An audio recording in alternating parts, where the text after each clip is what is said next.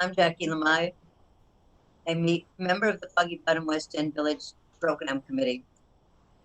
Welcome to another Zoom presentation by the Foggy Bottom West End Village. We are very fortunate today to have the curator of this year's Arts in Foggy Bottom Sculpture exhibit, Kayleigh Bryant-Greenwell, as our Art Thursday guest. Kayleigh is a native of Washington, D.C., and current head of public programs with the Smithsonian American Art Museum and Renwick Gallery. Her curatorial work focuses on the intersection of art, activism, and social change. Thank you very much for joining us. I am sure you will enjoy the time with Kayleigh, and hopefully you will set some time aside for an on-site tour of the exhibit. I assure you that you will enjoy the art and the walk through our lovely historic district. Kayleigh, it's all yours. Thank you, Jackie. Thank you for that wonderful introduction. I am going to share my screen, so if you will give me just a moment, get my slides up.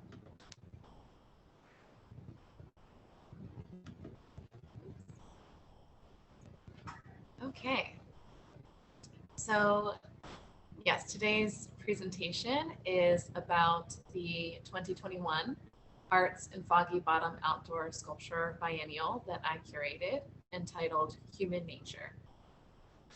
And in this exhibit, when you come to visit, you will see a broad spectrum of artistic responses to one of the most pressing issues of today, climate justice.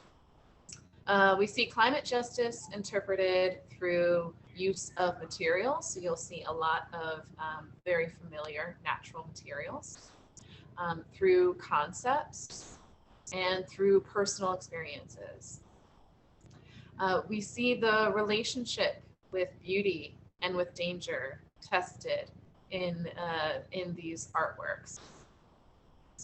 And to answer the question, why human nature? Why this theme in this year for this show? One thing I can say is, unfortunately, but I guess luckily, if you pick a theme such as climate justice, you have a pandemic-proof timeliness built in. Originally, this was the 2020 Arts of Foggy Bottom Outdoor Sculpture Biennial, but as we all know, the pandemic forced us to rethink social gatherings, and so we had to push back the exhibit. But even so, working in 2019 with the artists selected through most of 2020, there's the relevance of the concerns that the artists were putting into their work then are unfortunately, fortunately, still very relevant today. And so that's one of the reasons for this theme. Another prominent reason that I chose this theme is, now we are 6 months into a new administration that is, as we can already see, is working to reverse some of the damage from lenient policies that were passed, allowing further pollution and damage and harm to the environment and to the climate. At the time when we thought we were going to open this show last year, this was very top of mind, that we had 4 years of these rollbacks, and what will be left? What will be left for us to experience? And so, as Jackie mentioned in that lovely introduction, I do approach curation through a social justice and activism lens, and I think that you will see throughout this presentation that that lens is also adopted with the artists that are presenting. And then lastly, I'll say, we have a lot of site-specific work materials-focused work that's really exploring the meaning and the importance of outdoor biennial, that this is something to be experienced outside. A lot of the artists that I brought in, and I'll go one by one. This was their first, or one of their first experiences creating outdoor work, previously having a practice mostly in gallery settings. And so this was a really fun process to curate this show, to work with these artists, to be pushed out of my comfort zone and to push artists outside of their comfort zones. And I think that you'll also see that, with this theme, looking at climate justice, that, I put in a real intention to close that gap between public art and public discourse. Sometimes when we think of public art or outdoor sculpture, there sometimes this category of the decorative arts, and really anything taking up space, literal space in the public, should be equally involved in the public discourse, in my opinion.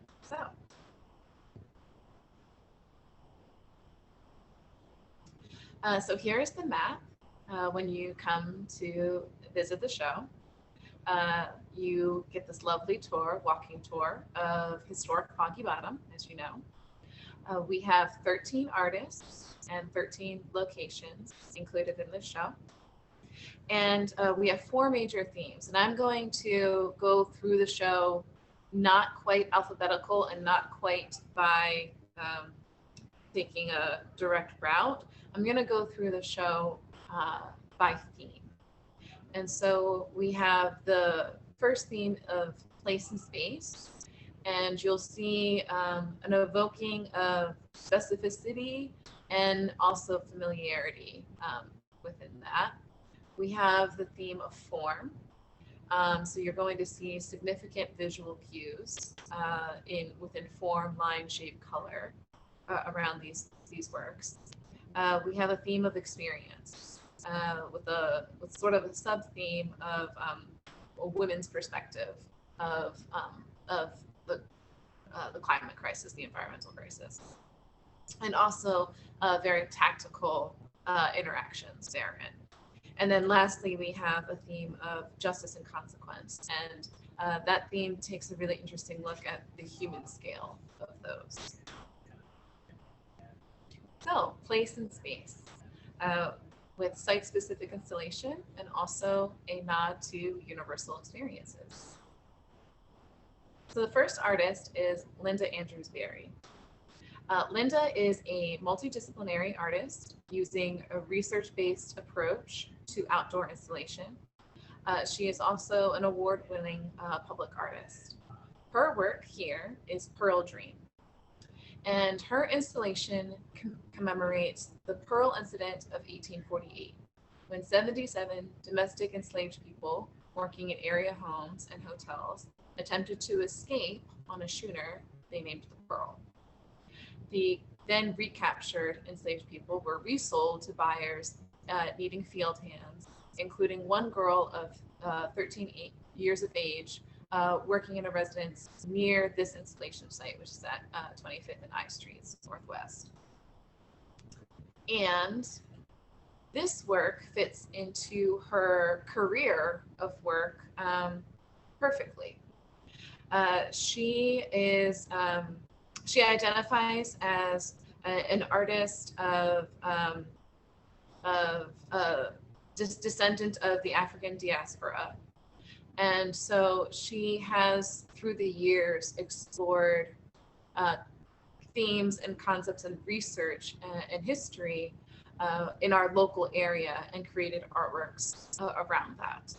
And so this piece here on the right, Passage, this is her most recent work, was on view at the Arlington Art Center. And this is an installation of wooden slave ships created by local driftwood. So again, we have local materials, local history. And this is a piece that is reflective, thinking on the transatlantic slave trade. And then the piece on the left is grave goods. Again, this is related to the slave trade in Maryland. And this is an offering of a grave site for so many unmarked enslaved people's graves. And so themes that you can see in her work are cultural history and memory, these power dynamics and the conflicts that they create, this idea of loss and erasure, and also challenging the viewer's perception. So again, when we look at the pearl, I think what she's done for this show is particularly really interesting because she's grounded her work and, in essence, the show in the real history of Foggy Bottom.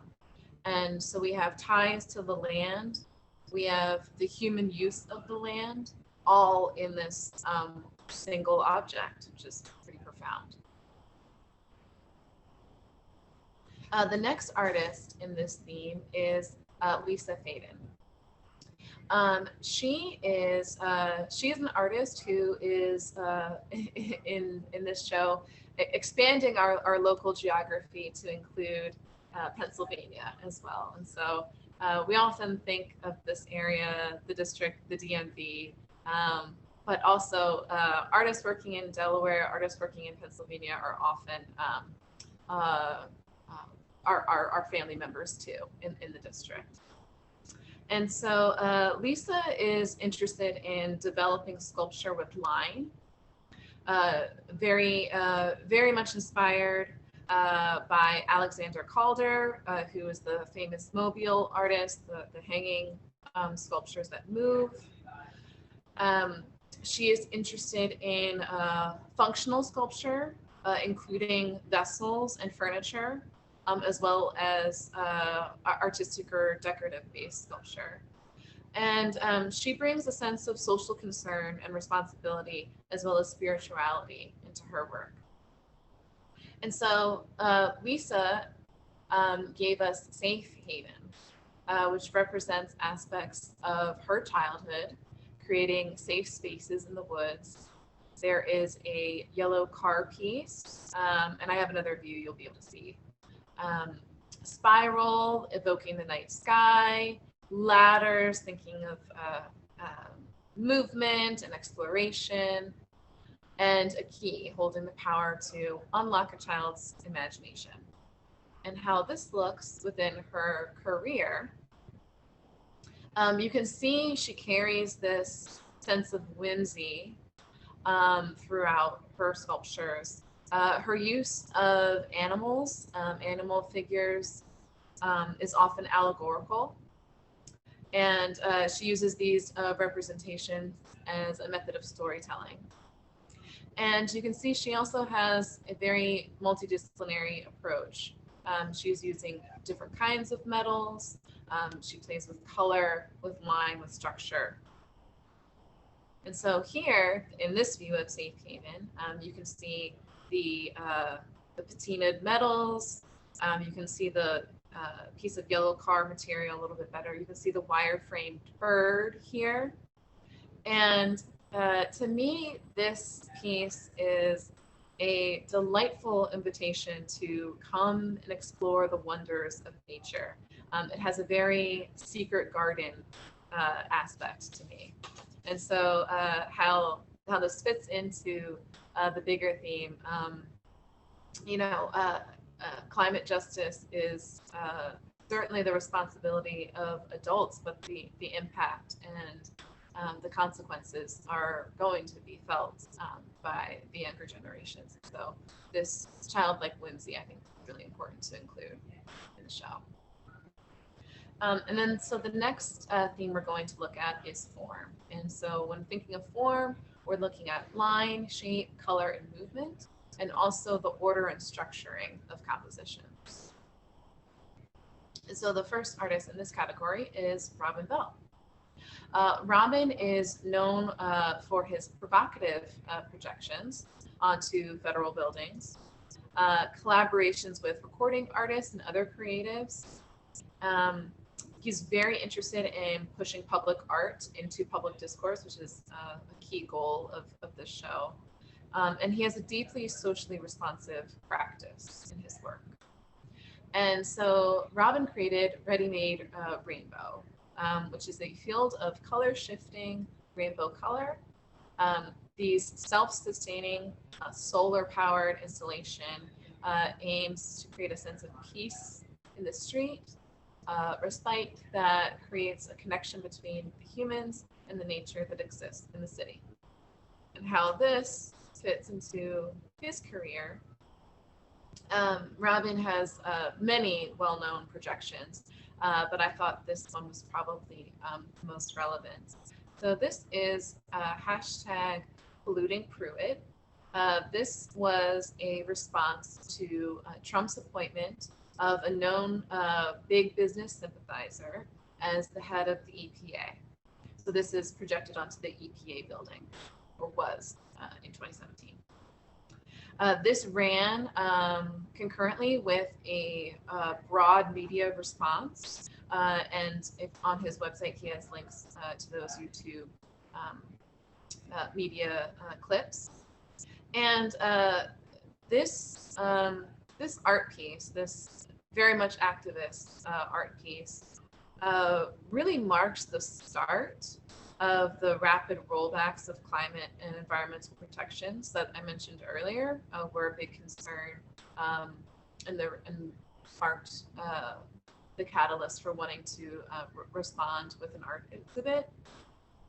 So in essence, this piece very much kind of is a catalyst for this show in a lot of ways. And then I'm sorry for the pixelation here, but I wanted to give a really big view of the Ready-Made Rainbow. And so this is a very playful piece. Ready-Made is a play on the modern period's ready-mades, and so I think that's a very clever nod to our historical region in DC. It's using sustainable materials, and the rainbow is a symbol of hope and joy after a storm. And for the religiously inclined, the rainbow is also a promise of a better tomorrow. And I think that is a perfect message for this exhibit. So the next artist that we are looking at in terms of form is Jeff Chayette. Jeff is a modernist sculptor working for over 35 years locally. He's interested in themes of balance and imbalance, as well as symmetry. He uses mathematical dimensions, including the Fibonacci sequence and the golden ratio. There's another artist that gives nods to both of these as well. So we have some interesting juxtapositions happening here. He is interested, when he creates his works, he's really interested in placement and position and the relationship with the ground. And we have two excellent examples here. So Nebulous, as you can see, has a plinth attached to it.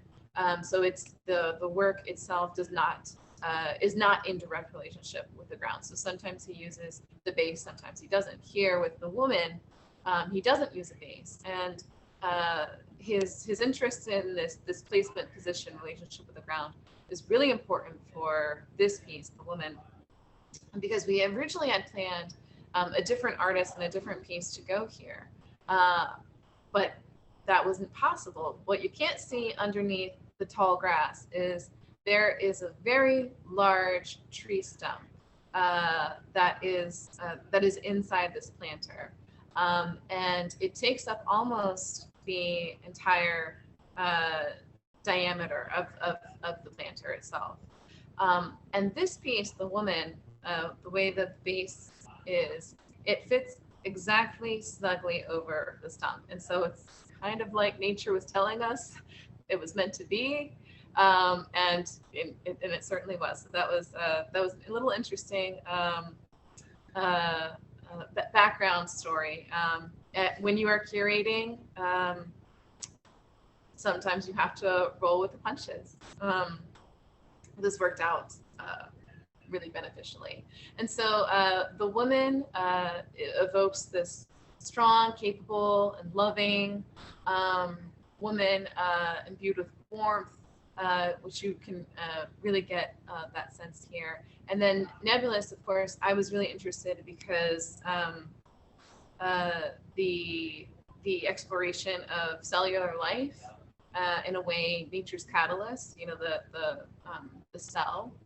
And so it just fits perfectly with this theme.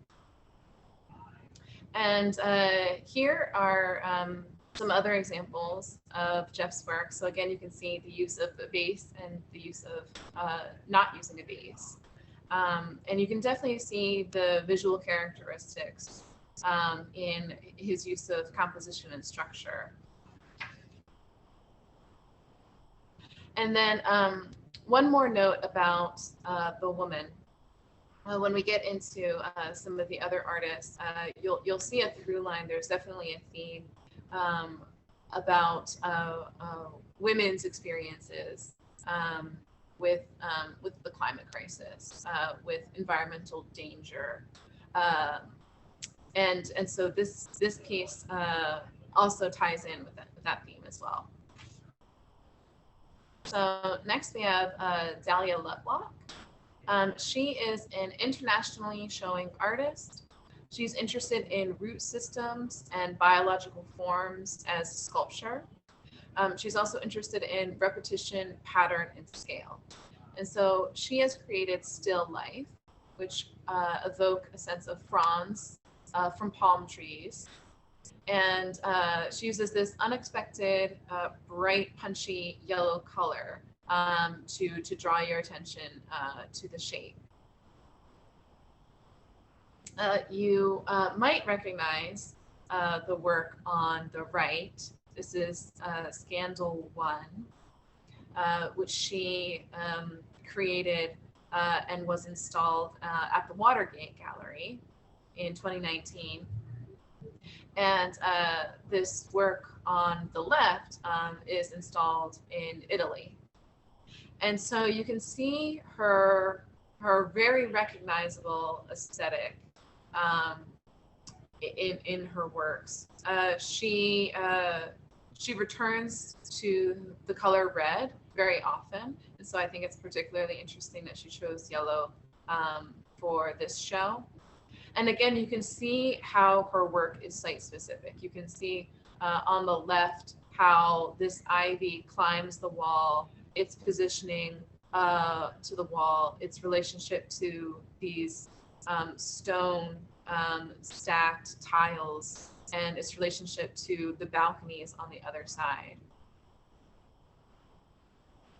And so once again, looking at still life, I think what's really interesting here is that she intentionally chose a non-native plant. She chose the palm, right, which is in much warmer climates than we have here in DC. So it's evocative of warmer climates. Perhaps that is a nod to climate change in and of itself. These warmer climates, warmer temperatures. And the bold yellow color is really striking, especially in the neighborhood. And she much like all the other artists, came and had a site review before completing her work. And so the contrast of the blue painted house and the yellow is intentional and very popping. So next we are looking at Jordan Wine. Jordan is inspired by sacred geometry.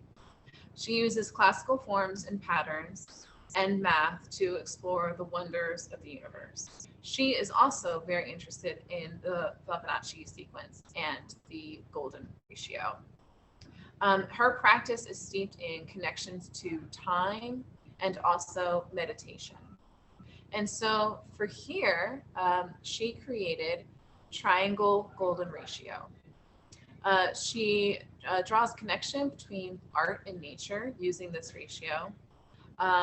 And she uses these triangles and these subtle color changes in shades of green to explore shape and curve. Found in nature, the golden ratios patterns were even utilized by artists in the Renaissance as basis for proportions in their great works. And again, you can see here at her mural in DC at a recreation center. Again, she is using the golden ratio to explore shape and at this huge mural size scale, which is what she typically works in. And then again, you can definitely see the familiarity here in this mural she created for the Facebook data center in Virginia. You can see she's using the triangles and playing with movement and these subtle changes in color as well. And so you can see how this work fits into her career. But I will say, you know, one of the things that I like to do is to push artists out of their comfort zone, and sometimes that means out of their particular medium.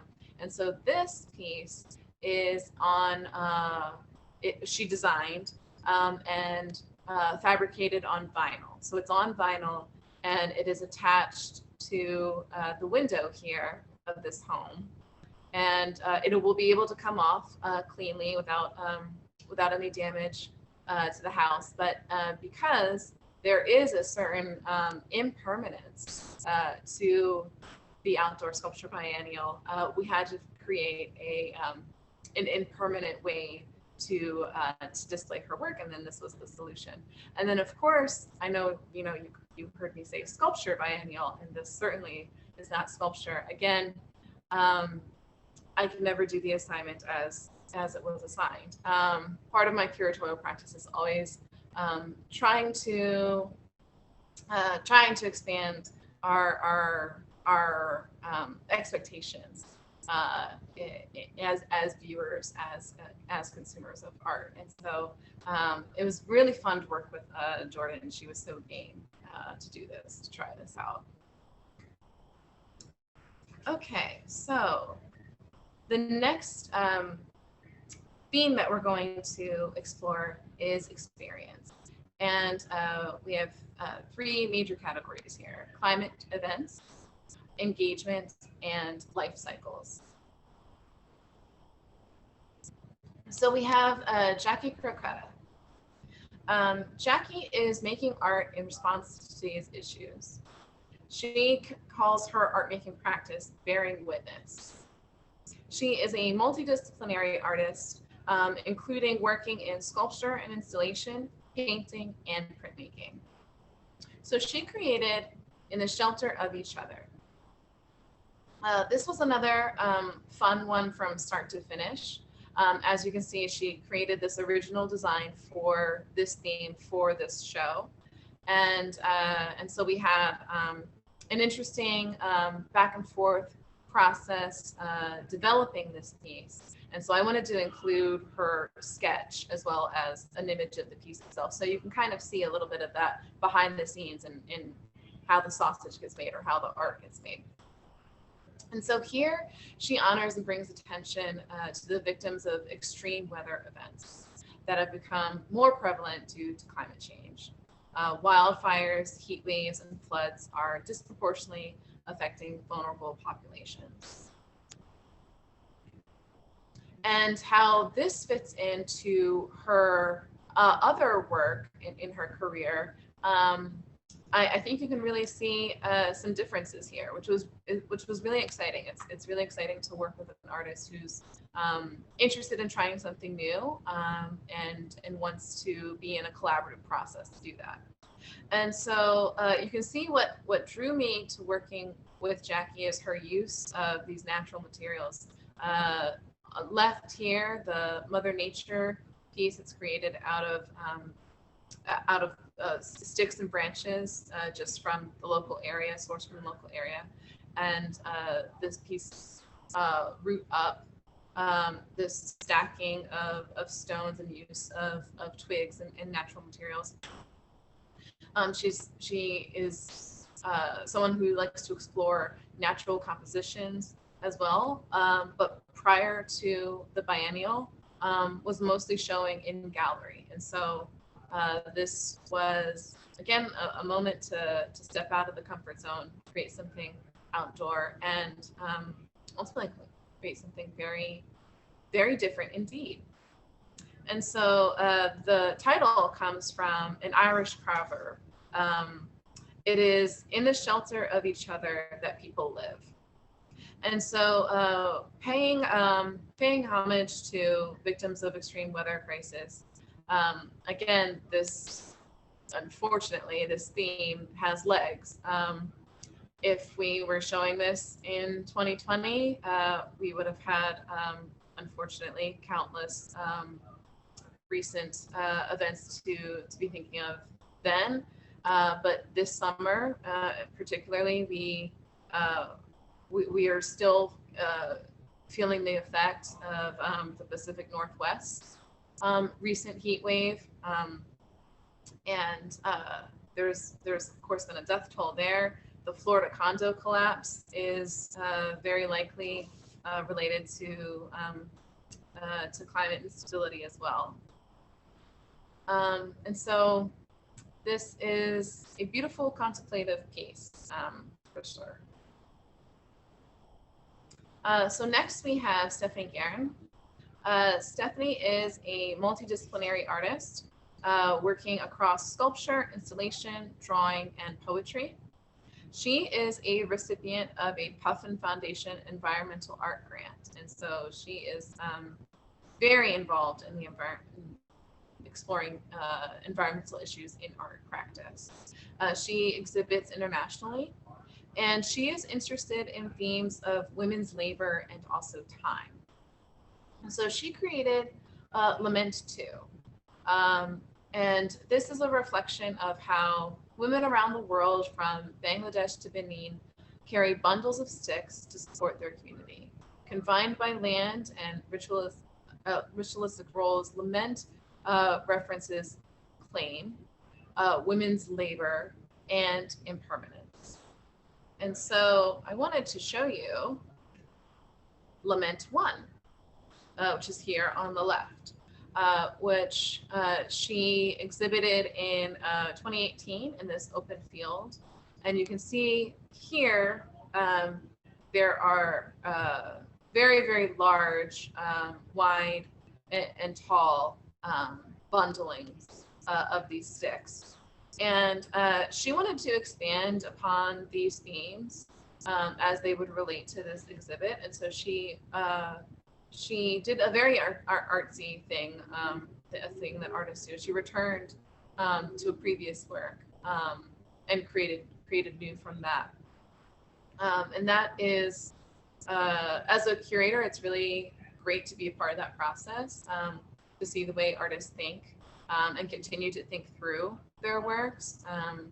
Having trained as an artist earlier in my life myself, I do understand the repetition of going back to previous work and continuing to work it through. And so, as you can see, she works with natural materials, which she sources by hand. And she's very interested in the tactile aesthetic and the experience. This piece on the right is called Framed.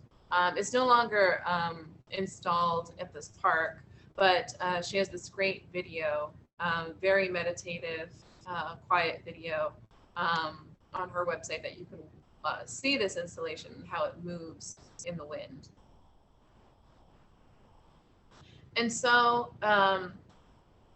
here she gives us a work that is very contemplative and time-bound. The bundle of sticks that are hanging from the tree, they also move in the wind, and it's a very beautiful meditative experience I recommend that you visit and see. And so she feels it's very important to reflect specifically on women's relationships to nature, and how that impacts women's futures. There's certainly this vulnerability to her work. So next we have Sanzi Kermes. Sanzi is a textile artist and poet. Yes, a textile artist and poet in an outdoor sculpture exhibition. She feels it's very important to include textual art in public art. She is a former cartographer. So the idea of maps and map making and those links to nature, to the earth, and to the human claim to the earth, I thought was really important to bring into the show. And here she has created Tumbleweed, which is a reflection of the transience of nature, its changing moods and life cycles amongst weather conditions, and how our interaction or exchange is fleeting at best. And so how this fits into her career of work, she is very clearly a textile-based artist. And I thought that it's so important to continue to push the boundaries of what can be public art. We don't normally think of textiles as public art, and so I thought it was really important to include surprising, maybe unexpected materials in this show. And so this I think also to me in sort of an art historical sense gets at that conversation around is public art decorative art, or is public art does it play a different role? And so textiles as decorative arts, or playing a different kind of role in our lives. So she has this interest in historic textiles and fashion styles as well. So we will return to Tumbleweed. So with Tumbleweed, she wrote a senryu, which is a haiku poem that's not based on nature. Again, this is, to me, this is playing with all of those juxtapositions and those contradictions. You would think that haiku would be perfect or traditional nature-based haiku would be perfect for this theme. But I like to play with the unexpected here. And so these patterns that you see, that you can see in her previous work as well, these are patterns from Scrabble games that she has won. And so part of the poem here, you can kind of see there's a stone in front of one of the pieces that has the poem. Part of it says, whirling devices, frenetic tumbling thistle, abrupt finale. And then the larger pieces that have the Scrabble print on them are very evocative of trash bags. And again, that's, I think, another visual cue about these deeper themes and meanings in the show. So now this is our final theme, justice and consequence. So we are looking at social equality and also species extinction. First, we have Jerry Trong.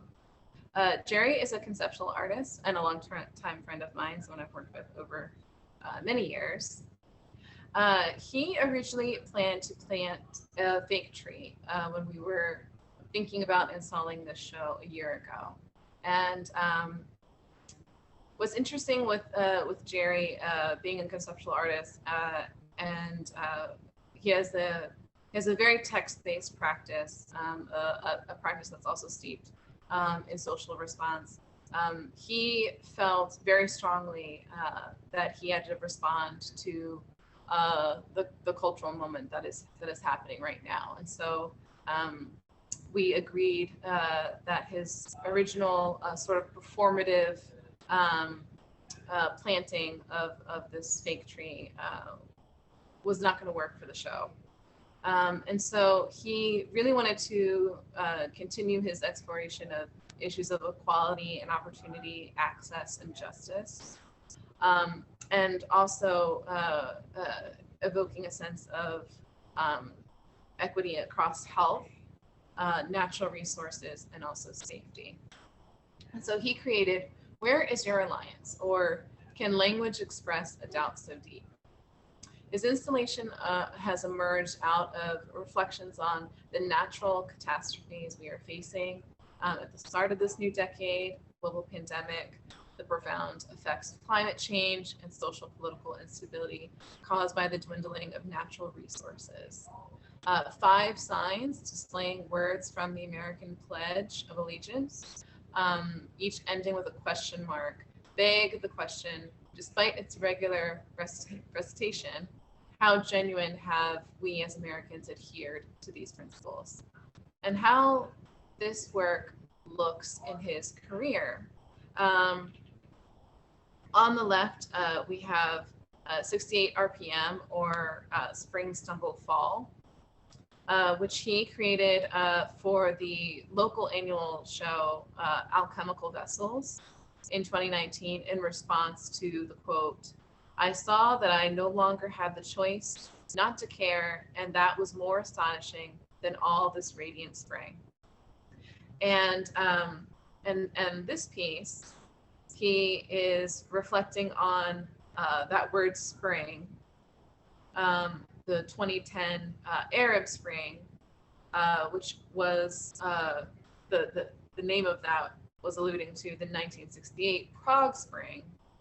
And from 1968, his thought process went to the Beatles album. And so here he breaks down the song Revolution. And so I said, as I said before, he's a conceptual artist. And so this is a really interesting piece that takes you through that process of conceptualizing a piece like this. And he hopes that this inspires drastic positive change. And then the work on the right is from very early on in his career, entitled Untitled, or Bien Girl. In French and Spanish, Bien means good. In Vietnamese, it means ocean. And so this was a piece concluding a long research process about Vietnamese boat people and women's accounts of those experiences. So this evokes sexual violence, geopolitical injustice, and commerce. And so here is two of the 5 pieces: One Nation, ? Justice for All, ? And so Jerry presents, using his text-based practice and using his practice of conceptual art, he is posing some questions for the viewer. And so last but not least, we have Lee Maddox and Lucia Paulsen. They are a grandmother-granddaughter duo who created this piece called Memorial. This bench lists names of endangered and extinct species from, they said, Delmarva, Delaware, Maryland, Virginia, local area. And so they have given the viewer a literal space to sit down and contemplate the scale of our human consequences in climate justice. Lee is president of Baltimore Sculptures. She is an internationally exhibiting artist. Lucia is a high school student and the youngest artist in the show. So Lee's broad practice includes furniture, small scale sculpture, including work that would be shown on pedestals, textiles, as well as large scale installation. Here on the left is B-Box, which evokes the honeycomb structure. This was a work that she had shown in the 2018 Arts and Foggy Bottom Biennial. So we were very lucky to have her show other work this time around. And here, this piece is called 2020. It's a work in progress. And it shows us that she is going and experimenting in some new directions. And so when we go back to Memorial here, this piece, I think, is a great piece to end this presentation on, because I think that seeing this list of extinct and endangered flora species in our area, if this isn't a call to action or a sense of urgency, I don't know what is. And so this really leaves us with the question, what will be left? And then I want to just wrap with a quick thank you to the whole team. This was a huge team effort to put this show together and to give this opportunity to all these artists to show their work. So thank you to everyone. And that's it.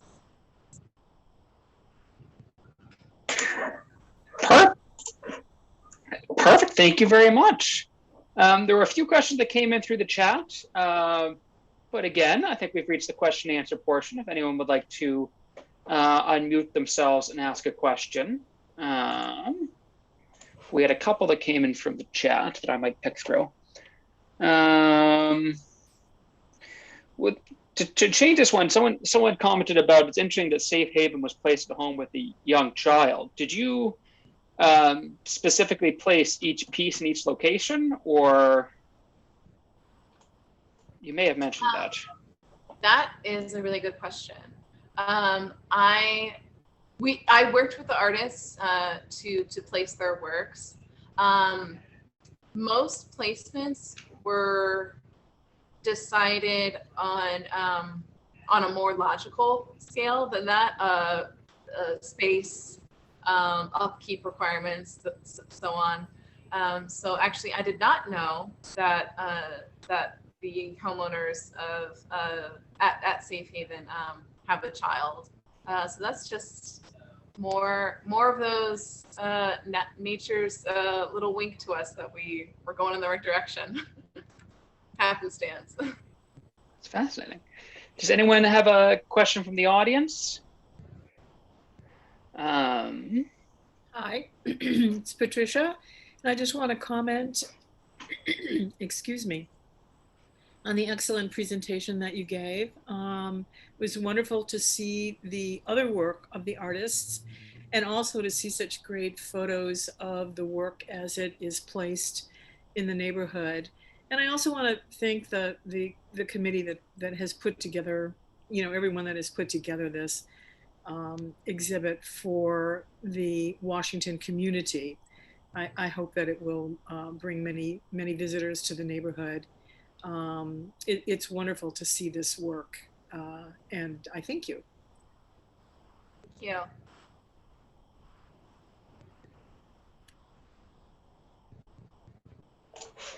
Someone asked a question about the very first piece. How did the artist locate where the young 13-year-old girl lived? How did they do that research? Do you know?